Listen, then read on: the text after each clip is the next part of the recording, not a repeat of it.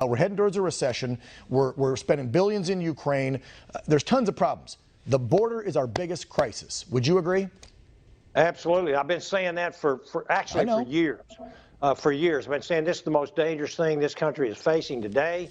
And now that we have an administration that is just completely rogue, never in history, I'll repeat myself, has a president deliberately done so much damage to the United States of America.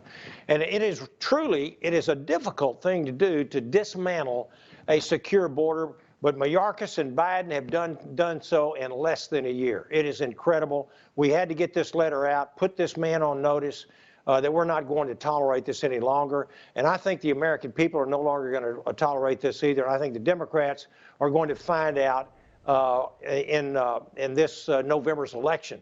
I think they'll find out very vividly.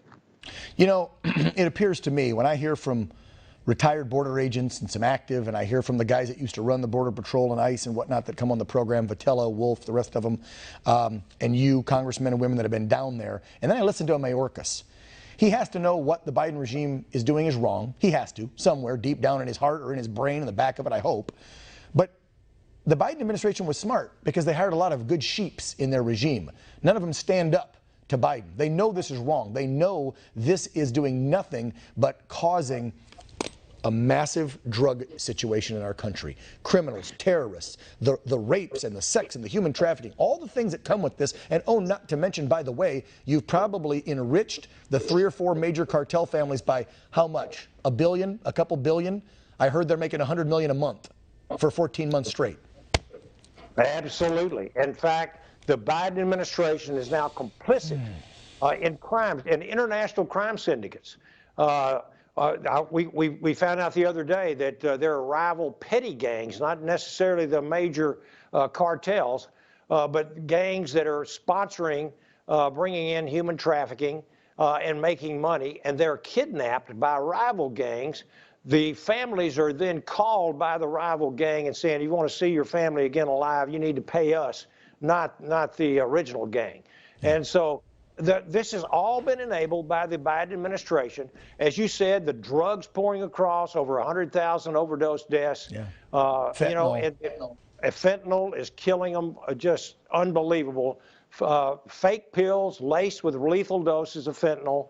And a lot of that's coming out of China, but now they're making so much money, the cartels are, they're actually manufacturing a lot of that in Mexico today. Yeah. And it gets worse and worse by the minute.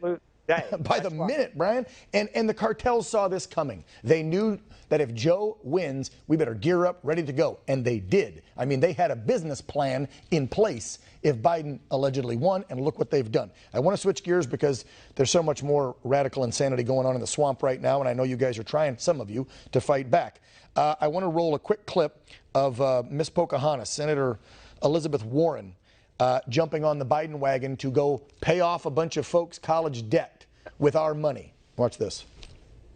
United States government is one of the most aggressive debt collectors when it comes to student loan debt. You know, you could go into bankruptcy and you could deal with your credit card debt, you could deal with your car loan, you could deal with your home mortgage, but not your student loan debt. There are people today who are paying off student loan debt out of their Social Security checks that are being garnished. So I say all this by way of saying there's a fundamental question here. Are we going to invest in people who are trying to get an education or not? No, because it's a liberal radical education. You don't learn much you ever typically use depending on what career field you go in. Some you need, some you don't. And most millionaires and billionaires today in this country around the globe dropped out or didn't go to school. And oh, by the way, Brian, are you going to pay my cell phone off? Are you paying my mortgage off? Are you paying my car payment off now? Because what about the millions of Americans who've paid their school debt, or the ones out there just busting their hump, making a great living and never got that degree? Why do the left think rather, that paying for someone's education is a God-given right in America? It's not. Where do they come off? What this is, Dan, is another cheap Democrat ploy to help their plummeting approval ratings. This is stealing from the poor to pay the rich. It forces millions of taxpayers who really never even went to college to pay for tuition bills for Ivy League lawyers, surgeons, and people like this. And the worst of the whole thing is that it fuels the inflation that we already have. Yes. That's what's going to happen. We think that inflation is going to be much, much worse when they start forgiving these trillions of dollars. It's very, very short-sighted, but just, again, another cheap Democrat way to try to give themselves a boost. They're wrapping me up, but real fast, 10 seconds. Can his policy and this madness be reversed if we win the House and Senate back next January? I know it's November, but you don't take over till January. So we'll have to suck it up for what, 8-9 more months. But can these things be reversed immediately if Republicans take back over?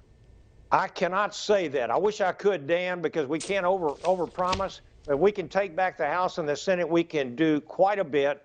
I don't know if we can roll back everything here. We've got to do that. We'd have to have a veto-proof majority. Right. So it's up to the American people, my friend. That's who it's up to. All right.